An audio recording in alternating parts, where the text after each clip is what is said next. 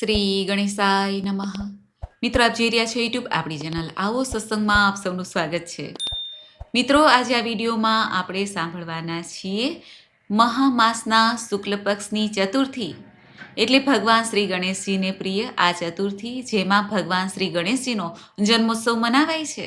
આ દિવસ એ છે જ્યારે માતા પાર્વતીજીએ જે ઉપટન લગાવેલું હતું શરીરમાંથી, તેમાંથી ગણેશજીની મૂર્તિ બનાવીને પ્રાણ પ્રતિષ્ઠા કરી હતી.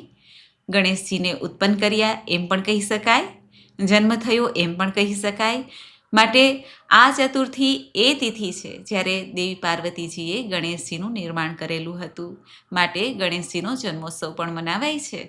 આ મહામાસના શુક્લ પક્ષની ચતુર્થી એટલે તિલકુંડ ચતુર્થી, વિનાયક ચતુર્થીની વ્રત કથા, મહિમા, પૂજન વિધિ તથા આજના ખાસ ઉપાય વિશે આપણે આ વિડીયોમાં જાણવાના છીએ. જો આપના વિડીયો પસંદ આવે તો લાઈક કરજો, શેર કરજો. આપ આ ચેનલ પહેલી વખત જોઈ રહ્યા છો તો સબસ્ક્રાઈબ કરી લેજો, જેથી આવનારના વિડીયોની માહિતી આપ સુધી તુરંત પહોંચી શકે. ધન્યવાદ. ઓમ ગમ ગણપતયે નમો નમઃ. સિદ્ધિવિનાયક નમો નમઃ. અષ્ટવિનાયક નમો નમઃ. ગણપતિ બાપ્પા મોર્યા. બોલો ભગવાન શ્રી ગણેશજીની જય. શ્રી ગણેશજીના જન્મોત્સવની સર્વે ભક્તોને વધાય શુભકામના, મંગલકામના. આજનો દિવસ એટલે ગણેશજીનો જન્મદિવસ જયંતીના રૂપે ઉજવાય છે. માતા પાર્વતીજીએ પોતાના શરીરના ઉપટનમાંથી ગણેશજીને પ્રગટ કર્યા હતા. આ પર્વ જ્ઞાન, વૃદ્ધિ, સફળતાના પ્રતીક રૂપે મનાય છે.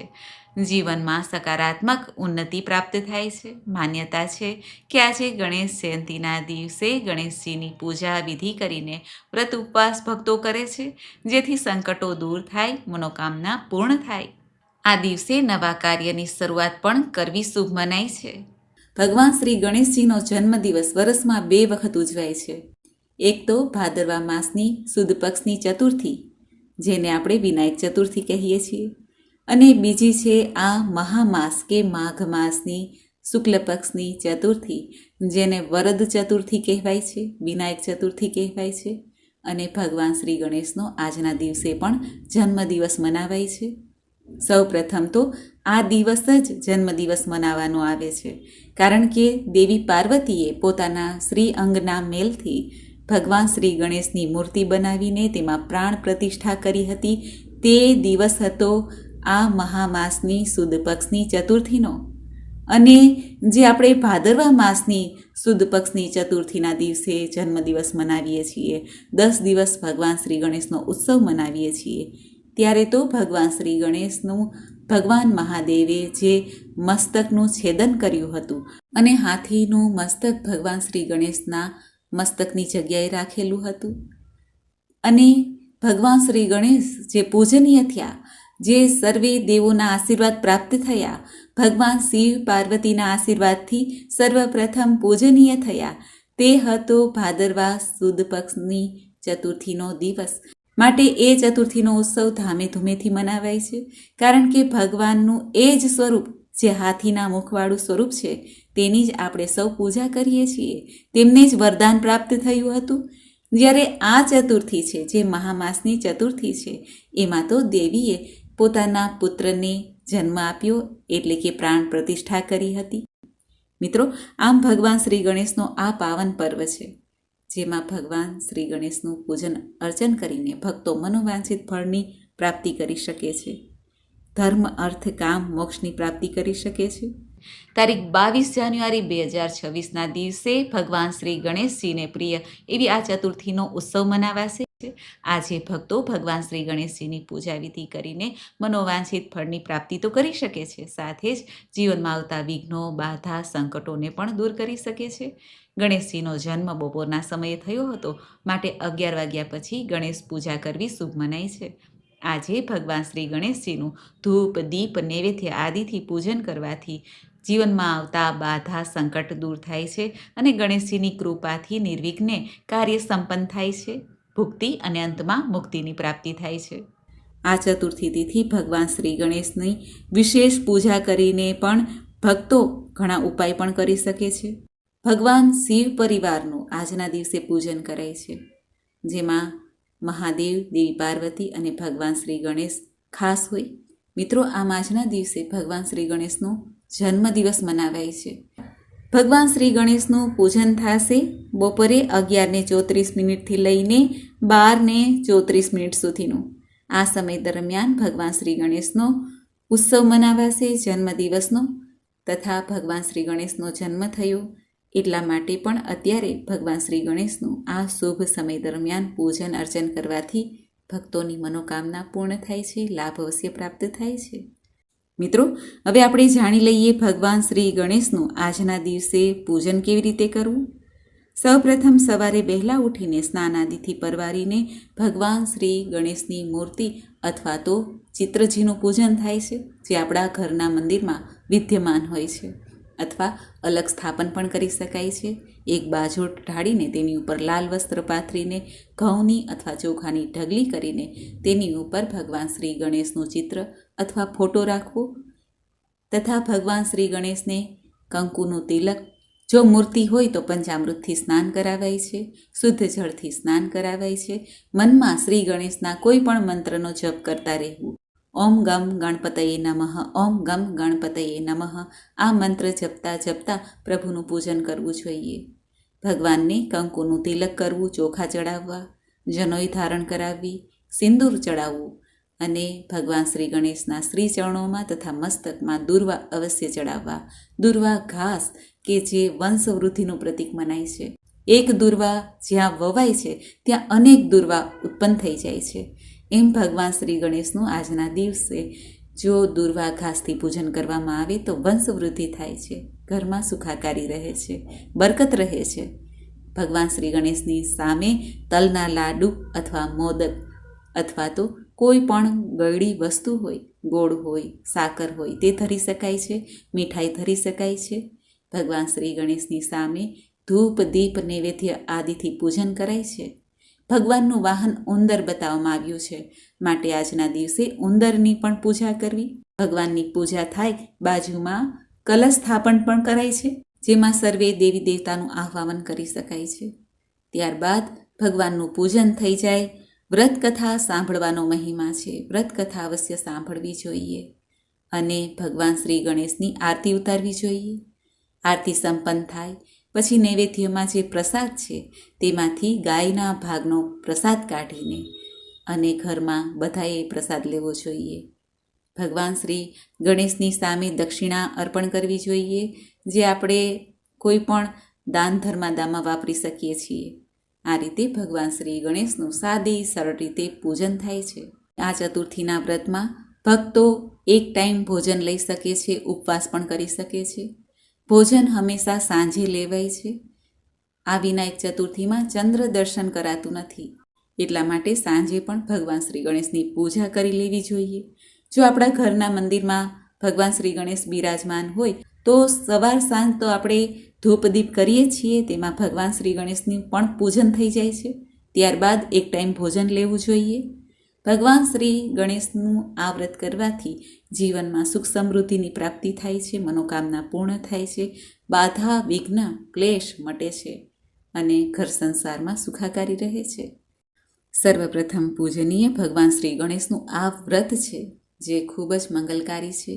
મિત્રો, તો આપણે સાંભળ્યું ભગવાન શ્રી ગણેશના આ ગણેશ ચતુર્થીના વ્રતના મહિમા વિશે, મુહૂર્ત તથા પૂજન વિધિ. હવે આપણે સાંભળીએ ભગવાન શ્રી ગણેશની આ ચતુર્થીની વ્રતકથા. બોલો ભગવાન શ્રી એકદંત વિનાયકની જય. આ ગણેશ ચતુર્થીની કથા અનુસાર એકવાર માતા પાર્વતી સ્નાન કરવા માટે જાય છે, ત્યારે તેઓ પોતાના શરીરના મેલમાંથી એક સુંદર બાળકની ઉત્પત્તિ કરે છે અને તેમનું નામ પાડે છે ગણેશ. પાર્વતીજીએ તે બાળકને આદેશ આપ્યો કે તે ઘરના મેઇન દરવાજા પાસે ઊભો રહે અને આજ્ઞા વગર કોઈને ઘરમાં આવવા ન દે. આમ કહીને પાર્વતીજી તો અંદર સ્નાન કરવા માટે પોતાની સખીઓ સાથે ચાલ્યા ગયા. જ્યારે ભગવાન શિવ તપ કરીને પાછા આવ્યા ત્યારે તેઓ આ બાળકને પોતાના ઘરના દરવાજા પાસે જોવે છે અને શિવજીને પણ આ બાળક અંદર જવા દેતો નથી. ત્યારે શિવજીએ ગણેશજીને ઘણું સમજાવ્યું કે પાર્વતીજી મારા પત્ની છે, છતાં પણ ગણેશજી માન્યા નહીં અને ભગવાન મહાદેવે ગણેશજીના મસ્તકને છેદી નાખ્યું અને અંદર ચાલ્યા ગયા. જ્યારે પાર્વતીજીએ શિવજીને અંદર જોયા તો બોલ્યા કે તમે ઘરમાં કેવી રીતે આવ્યા? મેં એક બાળક ગણેશને દરવાજા પર બેસાડી રાખ્યો છે. ત્યારે શિવજી કહે છે કે મેં તેને મૃત્યુદંડ આપ્યો છે. પાર્વતીજી આ સાંભળીને રૌદ્ર રૂપ ધારણ કરે છે અને કહે છે મહાદેવને કે મારો પુત્ર મને પાછો જીવિત કરીને આપો, નહીંતર હું બધું સર્વનાશ કરી નાખીશ. શિવજીએ પાર્વતીજીને મનાવવાની ઘણી કોશિશ કરી, પરંતુ પાર્વતીજી માન્યા નહીં. ત્યારે બધા દેવી દેવતાઓ એકત્રિત થઈ ગયા પાર્વતીજીને મનાવવા માટે, પરંતુ પાર્વતીજી માને થોડા. જ્યારે શિવજીએ ભગવાન વિષ્ણુને પોતાની આપવીતી કહી, ત્યારે ભગવાન વિષ્ણુએ રસ્તો બતાવ્યો અને ગરુડજીને આજ્ઞા આપી કે એવું બાળક લઈ આવો જેમની માતા તેના બાળકથી પીઠ પસારીને સૂતી હોય. ગરુડજી આવા બાળકની શોધમાં ચાલી નીકળ્યા. ગરુડજી શોધતા શોધતા એક હાથી પાસે આવ્યા, જ્યાં હાથણી પોતાના બાળકની તરફથી પીઠ કરીને સૂતી હતી. ગરુડજી તરત જ તે હાથીના બચ્ચાનું મસ્તક લઈ આવ્યા અને શિવજી પાસે આવી ગયા. શિવજીએ આ મસ્તકને ગણેશજી ઉપર લગાવી દીધું. ગણેશજીને જીવનદાન પ્રાપ્ત થયું. સાથે જ વરદાન પણ દેવામાં આવ્યું કે જે કોઈ પ્રથમ પૂજન ભગવાન શ્રી ગણેશનું કરશે તેની ઉપર ભગવાન શ્રી ગણેશની સર્વદા કૃપા રહેશે. એટલા માટે જ કોઈ પણ કાર્ય કરવામાં આવે છે ત્યારે ભગવાન શ્રી ગણેશનું સ્મરણ અવશ્ય કરવામાં આવે છે, પૂજન કરવામાં આવે છે, અન્યથા પૂજા સફળ થતી નથી. હે ભગવાન શ્રી ગણેશ, જે પણ ભક્તો આજના દિવસે આપની આ કથા સાંભળે, આપનું પૂજન કરે, આપનું વ્રત કરે, આપનું નામ સ્મરણ કરે, તેની ઉપર કૃપા દ્રષ્ટિ બનાવી રાખજો. બોલો ભગવાન શ્રી ગણેશની જય. તો મિત્રો, આપણે સાંભળી આ માઘ માસના ચતુર્થીની વ્રત કથા, મહિમા, મુહૂર્ત. મને આશા છે કે આપને આ વિડીયો જરૂર પસંદ આવ્યો હશે. હવે આપણે જાણી લઈએ કે આ ચતુર્થીના દિવસે ઉપાય ક્યાં કરવા જેથી લાભ પ્રાપ્ત થાય. ગણેશ ચતુર્થીના દિવસે ભગવાન શ્રી ગણેશની પ્રતિમા પ્રાણ પ્રતિષ્ઠા કરીને નિયમિત પૂજન અર્ચન કરી શકાય છે. એટલે કે જે ભક્તો ગણેશજીની મૂર્તિ, ફોટો હોય તે બદલવા માંગે છે તો આજના દિવસે ભગવાન શ્રી ગણેશની મૂર્તિ, ફોટો લઈ આવી શકાય છે, કારણ કે આજનો દિવસ ભગવાન શ્રી ગણેશનો જન્મદિવસ છે. ગણેશ ચતુર્થીના દિવસે મંદિરમાં જઈને કોઈ પણ લીલી સામગ્રી વસ્તુનું દાન કરવાથી, જરૂરિયાતમંદને લીલા રંગના વસ્ત્ર દાન કરવાથી પણ લાભ પ્રાપ્ત થાય છે. બુધ ગ્રહની શાંતિ માટે આજના દિવસે ગાય માતાને લીલું ઘાસ અથવા પાલકની ભાજી ખવડાવી શકાય છે. રોકાયેલા કામ તુરંત થવા લાગશે. ભગવાન શ્રી ગણેશની કૃપા પ્રાપ્ત કરવા માટે આજના દિવસે મગ અને ચોખાની જે ખીચડી છે તેનું દાન અવશ્ય કરવું. આ ઉપરાંત પક્ષીઓને મગ, ચણમાં પણ નાખી શકાય છે. આજના દિવસે ભગવાન શ્રી ગણેશને દુર્વા ઘાસ અર્પિત કરવામાં આવે તો કહેવાય છે કે આપત્તિ, વિપત્તિ, પરેશાનીમાંથી મુક્તિ મળે છે. દુર્વા ઘાસ 11 કે 21 ગાંઠ અર્પિત કરી શકાય છે. સર્વપ્રથમ પૂજનીય ભગવાન શ્રી ગણેશની આપણે કોટી કોટી વંદન કરીએ, પ્રણામ કરીએ, પ્રભુને પ્રાર્થના કરીએ કે હે આદિદેવ, અમારી ઉપર કૃપા દ્રષ્ટિ રાખજો. ભગવાન શ્રી ગણેશના આજના દિવસે 12 નામ જપ મંત્ર છે તે પણ જપી શકાય છે, જેથી લાભ પ્રાપ્ત થાય. 12 માસના 12 નામ, કુંડળીના જે 12 ભાવ છે તેના ભગવાન શ્રી ગણેશના આ 12 નામ જપ કરવાથી, સાંભળવાથી લાભ અવશ્ય પ્રાપ્ત થાય છે. ભગવાન શ્રી ગણેશના 12 નામ છે: ઓમ સુમુખાય નમઃ, ઓમ એકદંતાય નમઃ, ઓમ કપિલાય નમઃ, ઓમ ગજકર્ણાય નમઃ, ઓમ લંબોદરાય નમઃ, ઓમ વિકટાય નમઃ, ઓમ વિઘ્નનાશાય નમઃ, ઓમ વિનાયકાય નમઃ, ઓમ ધૂમ્રકેતવે નમઃ, ઓમ ગણાધ્યક્ષાય નમઃ, ઓમ ભાલચંદ્રાય નમઃ, ઓમ ગજાનનાય નમઃ. આ રીતે મંત્ર જપ કરીને ભગવાન શ્રી ગણેશને વંદન કરીએ. ઓમ વક્રતુંડ મહાકાય સૂર્યકોટિ સમપ્રભ નિર્વિઘ્નમ કુરુ મે દેવ સર્વ કાર્યેષુ સર્વદા. બોલો ભગવાન શ્રી ગણેશની જય. મિત્રો, મને સાંભળવા માટે ધન્યવાદ. આપ સૌની મારા જય શ્રી કૃષ્ણ.